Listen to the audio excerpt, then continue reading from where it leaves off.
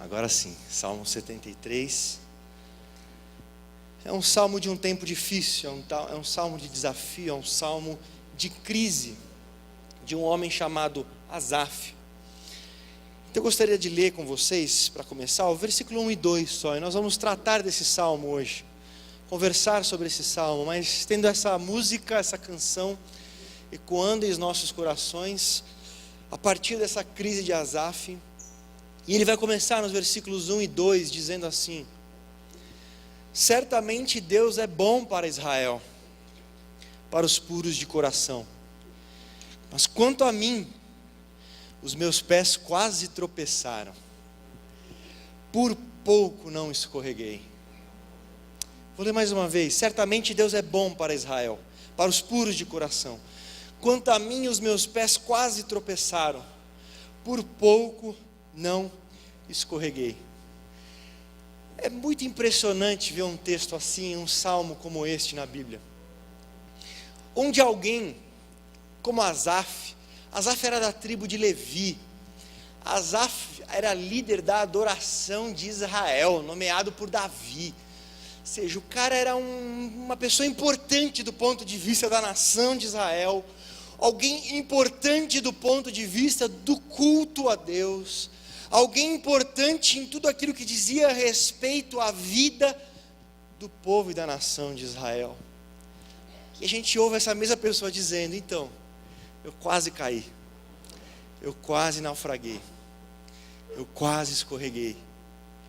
O autor de 12 salmos na Bíblia, 12 salmos são atribuídos a Asaf, a esse líder do canto, a esse líder da música, alguém que com certeza para a maioria das pessoas era uma referência de espiritualidade, uma referência de relacionamento com Deus, uma referência no culto, uma referência no ser não cristão, porque não tinha Cristo, mas ser um verdadeiro adorador de Deus. Alguém que as pessoas olhavam quando precisavam de uma força, alguém que as pessoas buscavam quando queriam ouvir uma canção e por meio de uma canção ouvir a Deus. Mas agora ele escreve aqui dizendo: Deus é bom, eu não tenho nada com isso, é verdade, Deus é bom para Israel, Deus é bom para os puros de coração, não há nenhum problema com Deus, mas há um problema comigo, há um problema dentro de mim, na minha vida. Quanto a mim, houve uma crise de fé, uma crise de dúvida, uma crise de um combate interior que quase me levou para longe do que eu sou. De toda a música, de toda a adoração, de todo o culto, de toda a espiritualidade, de todo o relacionamento com Deus, quase tudo isso foi por água abaixo. Isso é tão legal na Bíblia, amados, que a Bíblia trabalha com o ser humano como ele é. Se a Bíblia tivesse sido um livro criado como uma propaganda, ela jamais trataria da crise dos seus heróis, dos momentos difíceis das pessoas que são exemplares, das pessoas que são referência nas Escrituras, mas que por serem seres humanos, por serem pessoas como nós também, tinham os seus momentos de quase naufrágio, os seus momentos de quase escorregar, como um Asaf. Mas quem não se lembra de Moisés?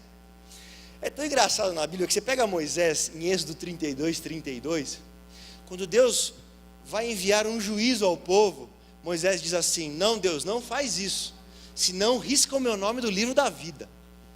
Olha, que amor pelo povo, olha, que comprometimento pelo povo, olha que paixão pelo povo.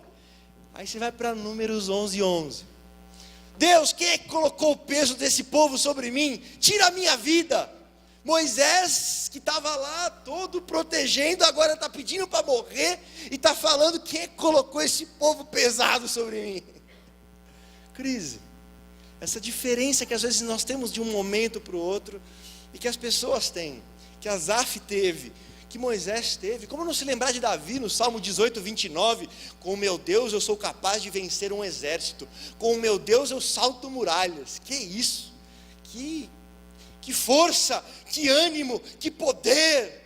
Aí você vai para outro salmo de Davi, Salmo 6, versículo 6, porque a minha cama parece uma piscina, que eu não me aguento mais de tanto chorar, e está faltando lágrimas agora para que eu possa nadar na minha cama. Ué, mas não era a mesma pessoa que saltaria muralhas, nem a mesma pessoa que com Deus venceria um exército, agora está nadando em lágrimas, está nadando em choro, está nadando em desafios do coração. Como não se lembrar de Elias, o principal profeta do Antigo Testamento, a referência profética do Antigo Testamento foi Elias. E Elias, em determinado dia, ele participou de um desafio espiritual contra mais de 800 profetas de falsos deuses, e ele sozinho, forte, firme, uma rocha, desceu fogo do céu, aconteceu um monte de coisa. Você fala, nossa, está aí um homem que jamais vai fraquejar. Aí você vai em Reis capítulo 19, versículo 4, ele diz, Deus, eu quero morrer, porque eu não sou melhor que meus pais, tal, pediu para morrer, escondido, só eu fiquei, sozinho, não tem mais ninguém, se eu morrer o senhor fica sem profeta, quase dizendo. Aí Deus vai falar, tem alguns milhares ainda que não se curvaram, viu? Não fica achando que você é o único. Mas é um tempo na vida de Elias. João Batista, Jesus disse que dentre os nascidos de mulher, ninguém foi maior que João, na antiga aliança. João Batista, quando viu Jesus, eis aí o Cordeiro de Deus que tira o pecado do mundo, ele vos batizará com o Espírito Santo, com fogo. E aí João Batista vai ser preso. Aí ele manda 2 discípulos falarem com Jesus, vem cá, é você mesmo ou a gente tem que esperar outro? Ué, mas e aquela certeza, aquela força, aquela convicção, agora passa por um tempo de dúvida, por um tempo de crise. Paulo, que é um dos maiores monstros da história do cristianismo, quem nos separará do amor de Cristo? Fome, nudez, perigo, espada, tribulação, anjo, demônio, céu, inferno, futuro, presente, passado, nada nos separará do amor de Deus. Aí na carta aos Coríntios ele vai escrever, olha, nós chegamos a um momento de tanta tribulação que nós ficamos desesperados da nossa própria vida. A nossa bênção, ele disse, foi que Deus, que consola abatidos como eu, enviou Tito para dar uma força. Ou seja, as mesmas pessoas que em alguns momentos estão fortes, estão firmes, inquebrantáveis, como rochas, como ferro, de repente, diante de circunstâncias, de alguns momentos, são capazes de se inclinar, de sucumbir, de ter dúvidas, de se sentirem fracos. Como não lembrar o livro de Jó, né? Nós sempre lemos Jó, capítulo 1 e 2, aí acabou o livro de Jó, né? Eu já li os 2 capítulos, só que são 42. Quando nós lemos os primeiros capítulos, Jó está dizendo, o Senhor deu, o Senhor tirou, bendito seja o nome do Senhor. Mas há textos, por exemplo, em Jó 10:4, onde Jó diz para Deus, o Senhor não tem olhos de carne, o Senhor não sabe o que eu estou passando. Em que Jó muitas vezes durante o livro vai abrir o seu coração com as suas dúvidas, com os seus conflitos pela perda dos seus filhos, pela sua doença e por tudo que aconteceu, a perda de todo o seu patrimônio, gera nele um período de instabilidade, um período de crise. Então a Bíblia é muito transparente para falar da nossa natureza humana. Eu estava lendo um livro essa semana e o autor disse assim, só pessoas muito superficiais ou hipócritas são alegres o tempo todo. Só pessoas muito superficiais ou hipócritas são alegres o tempo todo. C.S. Lewis mesmo escreveu no livro Cartas de um Diabo ao Seu Aprendiz sobre essa lei da ondulação da raça humana. Às vezes a gente está numa condição boa e a gente acha que tem que estar sempre nesse ritmo, mas não vai acontecer. Às vezes a gente vai ter um ritmo lá embaixo e às vezes a gente vai melhorar. Então isso faz parte da vida. E quando nós olhamos para Asaf, alguém que tinha história com Deus, alguém que tinha envolvimento com as coisas com Deus, alguém que sua família toda era voltada para o culto a Deus, que era a tribo de Levi, que era só separada para isso, alguém que escreveu 12 salmos que nos inspira até hoje, salmos que alimentam o nosso coração. Alguém nessa condição está dizendo, eu quase caí, eu quase escorreguei, e Deus está lá. Deus é bom para Israel e tal, Deus é Deus, o problema é no meu coração, o problema é comigo. E o que foi essa crise de Asaf, que talvez tenha outro nome na sua vida, essa crise, mas que na vida de Asaf, no versículo 3, ele vai expressar uma das coisas que foi o coração da sua crise. No Salmo 73:3 diz assim: pois tive inveja dos arrogantes quando vi a prosperidade desses ímpios.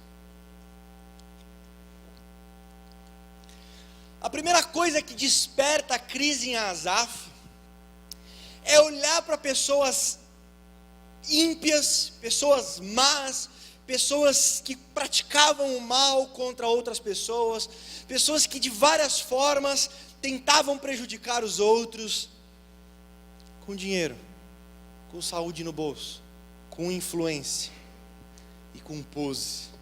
Os próximos versículos que nós não vamos ler, simplesmente descrevem uma pessoa que não existe na verdade, mas que na cabeça de Asaf era assim quase semideus.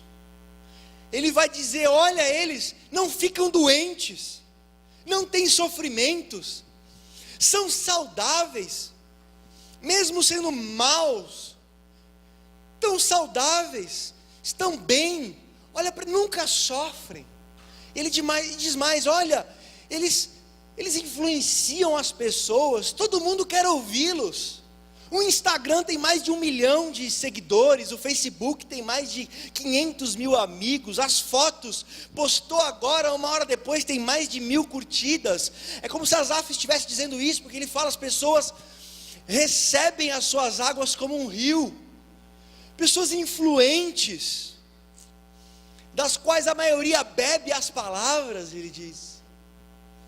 Ele fala: o dinheiro deles só aumenta, só cresce, ele parece que sempre tem mais, o patrimônio sempre crescendo, o patrimônio sempre aumentando, e olha a pose deles, queixo erguido, peito aberto, caminham com força, caminham com estilo, caminham com imponência. Asaf começa a olhar para tudo isso e falar: que inveja. E ao mesmo tempo, tem alguma coisa errada com Deus. Deus tinha que estar dando isso para mim, e não para essas pessoas. Mais dinheiro, eles tinham mais saúde, eles tinham mais influência, eles tinham mais pose. E quando Asaf olhava para si mesmo: puxa, eu sou alguém que tenho buscado caminhar nas vontades de Deus, tenho buscado ser aquilo que Deus quer que sejamos. E essas pessoas que fazem tudo isso parece que usufruem sempre do bom, do melhor. Essa crise vai aparecer direto na Bíblia. O próprio Jeremias, capítulo 12, no versículo 1, olha, é um dos textos mais engraçados assim. Jeremias diz assim: tu és justo, mas eu gostaria de conversar contigo sobre a tua justiça. E ele diz: porque o ímpio está prosperando e o perverso está se dando bem. A mesma crise que vai aparecer em tantos lugares. Mas não só isso. Depois que Asaf olha para as pessoas e vê muito dinheiro no bolso, saúde para dar e vender, ele olha para si mesmo. E aí no versículo 13, 14, ele vai dizer assim: certamente foi-me inútil manter o coração puro e lavar as mãos na inocência, pois o dia inteiro sou afligido e todas as manhãs sou castigado. Agora ele tira os olhos dos perversos, ele tira os olhos dos ímpios e olha para si, para dizer: tudo isso não me valeu de nada, porque todos os dias eu sou afligido, todas as manhãs eu sou castigado. Ele não especifica aqui se há uma enfermidade, se é alguma pressão, se é algum relacionamento, nós não sabemos com certeza o que era, mas ele faz a questão de dizer que era o dia inteiro, todas as manhãs, afligido e castigado, afligido e castigado. Então na mente de Asaf, ele olhava para o ímpio, para o perverso e via saúde, felicidade, dinheiro no bolso, influência e pose. Olhava para si mesmo e via castigo e aflição, castigo e aflição. E ele olhava para um Deus que é justo, para um Deus que é bom, dizendo: não estou te entendendo não, Deus. Tem alguma coisa errada com essa equação, Senhor. Isso para ele foi um desafio tão grande que ele disse: eu quase escorreguei por causa disso.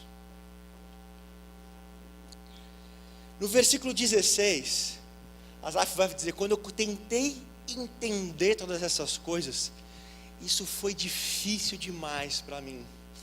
Isso tem a ver com uma exaustão, com uma fadiga, com um cansaço, com um esgotamento que Asaf passou a sentir quando ele começou a lidar com essa questão.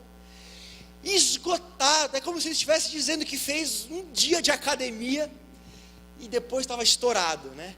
Achei muito difícil, muito pesado, isso me sobrecarregou o coração, isso me deixou totalmente esgotado, prostrado. Amados, até aqui nós temos a essência da crise de Asaf. É a crise de muitas pessoas, principalmente na comparação com outras pessoas, as quais muitas vezes julgamos piores ou outras melhores do que nós.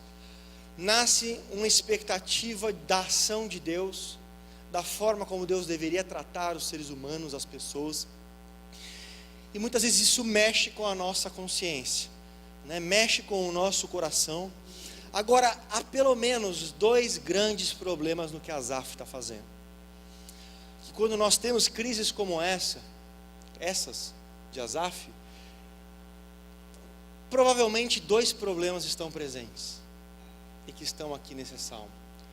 O primeiro problema é que a inveja, num mundo de aparências, ela vai te destruir. Asaf,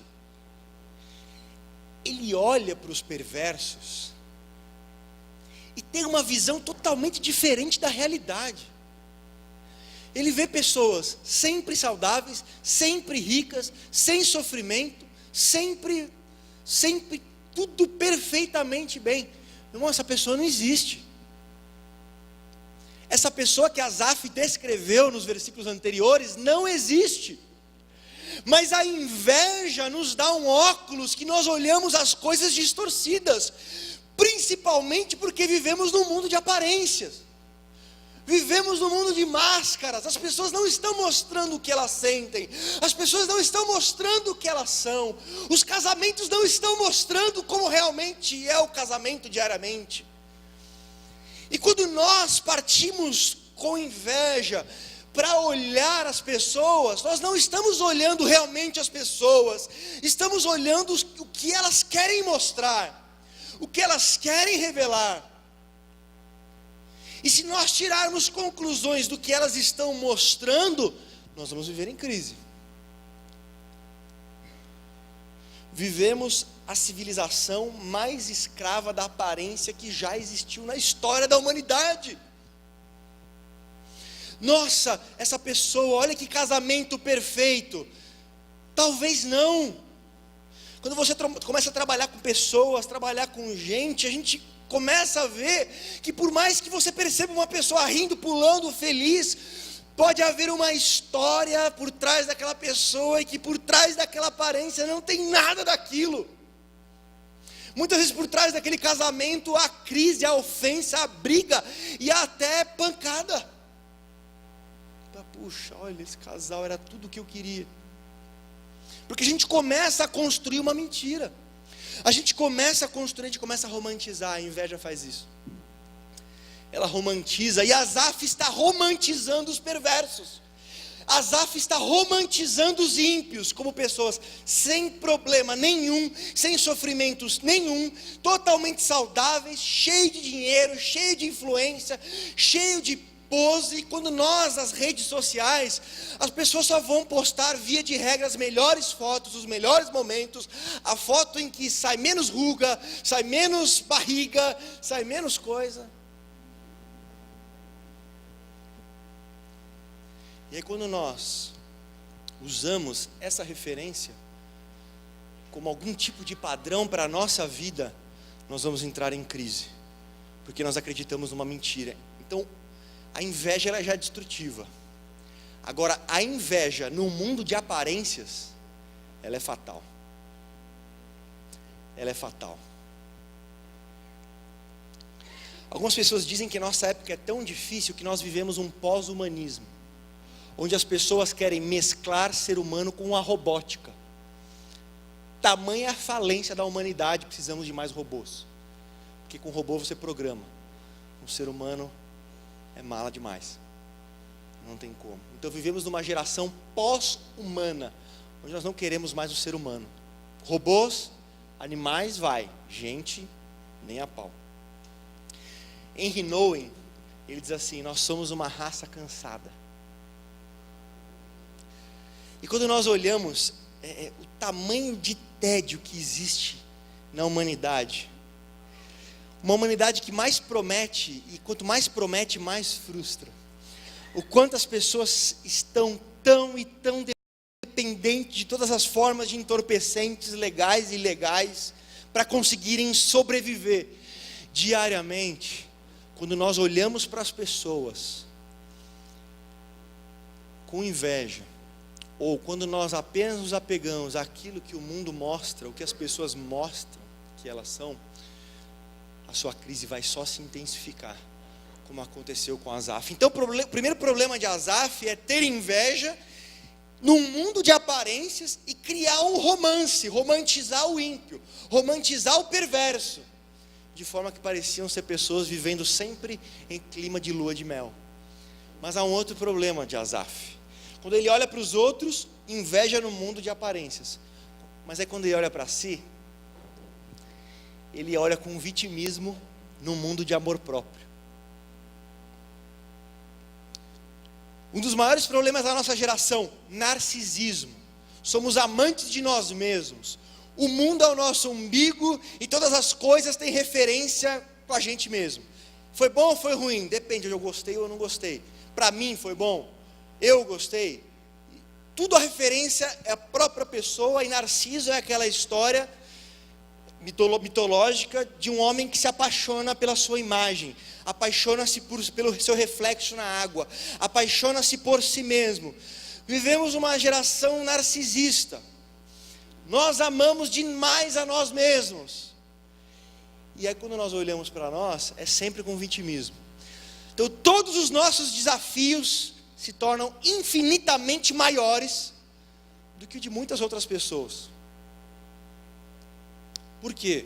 Porque eu jamais podia estar passando por isso. Eu não mereço. Eu sou um anjo. Eu mereço ser tratado com lagosta e coisas assim. Como é que pôde acontecer isso comigo? É claro que pessoas passam desafios maiores do que outros, mas quando Asaf olha para si, ele olha com pena, ele olha com dó. Então Asaf, quando olha para as pessoas, ele romantiza. E quando ele romantiza, ele vê uma pessoa que não existe. E quando Asaf olha para si mesmo, ele olha com tanta dó e com tanta pena, e ele resume a sua história em castigo e aflição. Quem conhece a história de Asaf sabe que a história de Asaf não é só castigo e aflição. O cara foi nomeado por Davi para uma posição importante, escreveu tantos salmos onde ele fala de grandes momentos da vida dele, mas quando ele olha com dó de si mesmo, tudo que ele foca é castigo e aflição, castigo e aflição. Minha vida é castigo e aflição, castigo e aflição, castigo e aflição. Então muito da crise de Asaf é uma mentira falsa, é uma falsa mentira. Ele olha para pessoas que não existem e olha para si mesmo de uma forma que não existe também, porque Asaf não é só castigo e aflição. Há muito júbilo na vida de Asaf, há muita alegria na vida de Asaf, há muitos bons momentos na vida de Asaf, mas ele romantiza. Eu me lembro, voltando até um pouco de como a gente romantiza as pessoas. Eu tinha uma amiga, quando eu tinha 14, 15 anos na escola, ela chamava Clarice. E a Clarice era disparada a moça mais bonita da escola. E os meninos todos apaixonados por ela. E as meninas todas querendo ser bonitas como ela. Porque os meninos gostavam dela, porque os meninos achavam ela linda, porque os meninos e tal. E todas as meninas querendo ser como ela, até o dia chegou a notícia que ela tinha se suicidado. Ela pulou do 6º andar e morreu.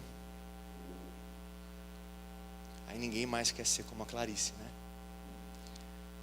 É justamente isso. A gente idealiza as pessoas,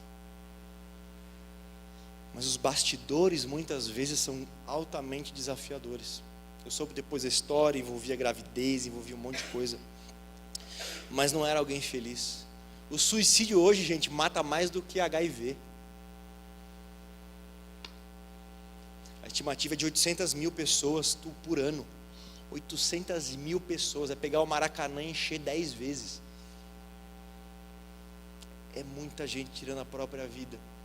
Mas Asaf estava olhando para essas pessoas, para um mundo cansado, cheio de tédio, mas ele não conseguia ver isso. Tudo que ele conseguia ver era uma idealização que não existia, um romantismo que não existia daquelas pessoas. E tudo que ele conseguia ver quando ele olhava para si, dia inteiro, todas as manhãs, de castigo e aflição, castigo e aflição. Asaf acreditou em 2 mentiras, e a maioria das nossas crises são sustentadas e mantidas por uma mentira. Há uma mentira, via de regra, por trás de uma crise. As mentiras de Asaf são essas, mas talvez as mentiras que estão alimentando a sua crise são outras. Há pessoas em crise porque acreditam na mentira de que não tem valor, na mentira de que Deus ama mais algumas pessoas do que outras, e elas fazem parte do grupo que Deus ama menos. Algumas pessoas estão em crise porque não creem na graça, no perdão de Deus, e Deus diz: olha, o que você fez é errado, o que você fez, mas você se arrependeu, o sangue do meu filho Jesus te purifica de todo pecado. E às vezes a crise da pessoa é continuar carregando aquilo que Cristo já levou sobre si. Enfim, há sempre uma mentira sustentando uma crise.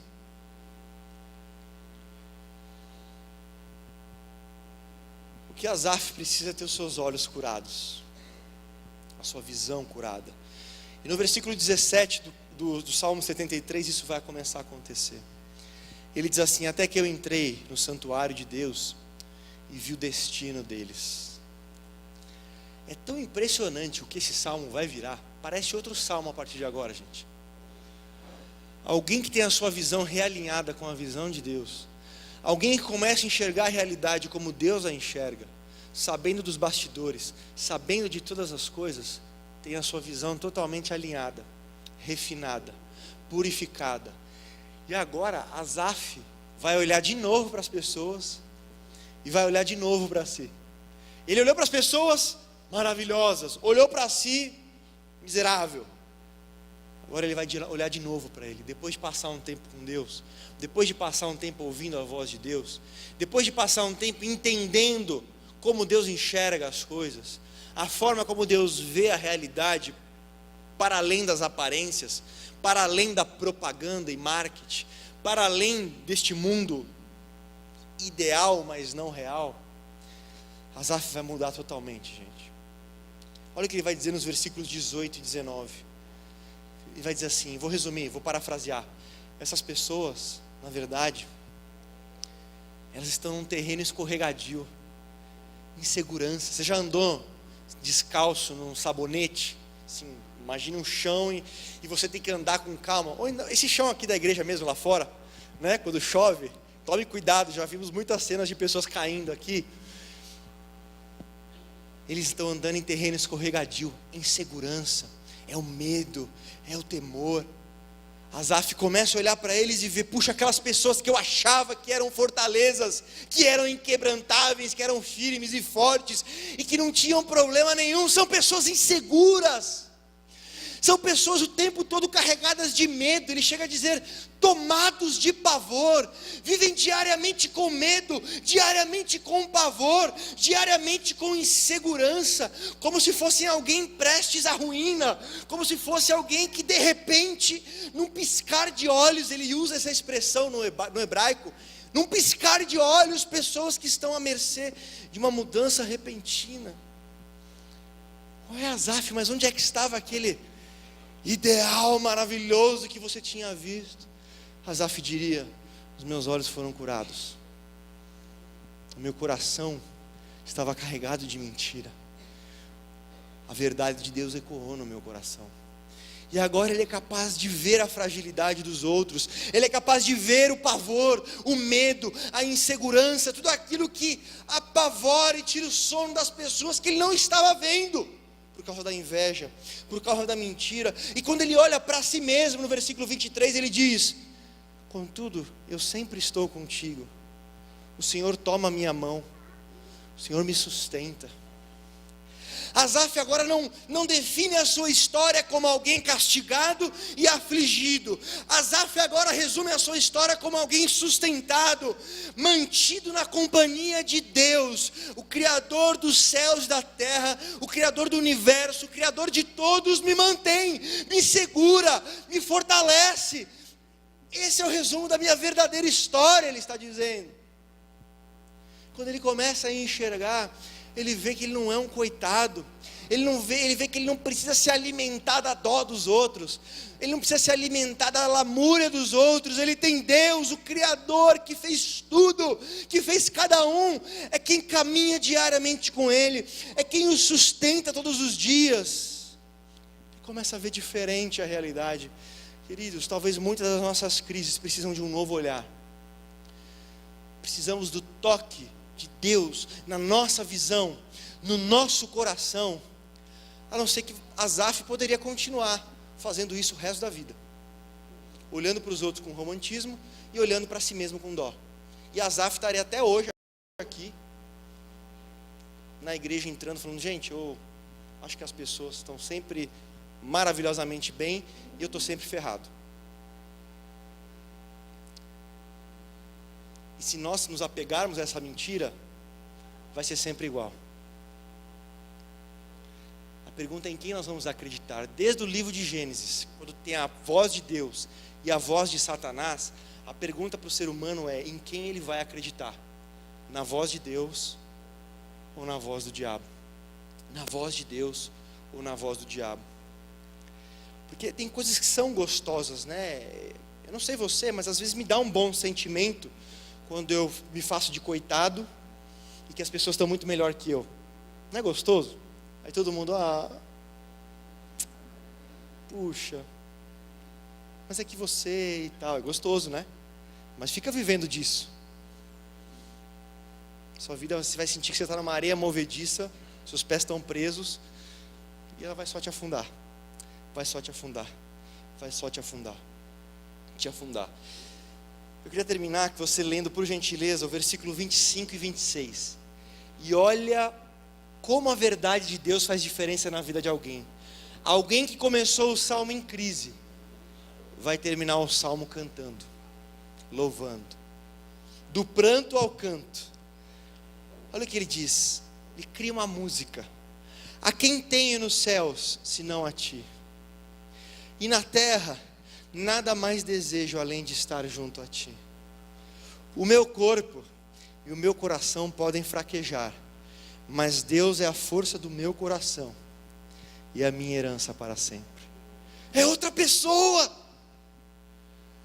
É outra pessoa, queridos. A minha oração é que Deus nos encontre nas nossas crises e que a verdade dele ecoe dentro de nós. Eu consigo lembrar todas as minhas fases pessoais de alguma crise pessoal. No meu caso, todas elas foram sustentadas por uma mentira. Samuel, mas você não tem crise, você não tem problema, você não tem... Calma, Asaf, você está romantizando quem eu sou.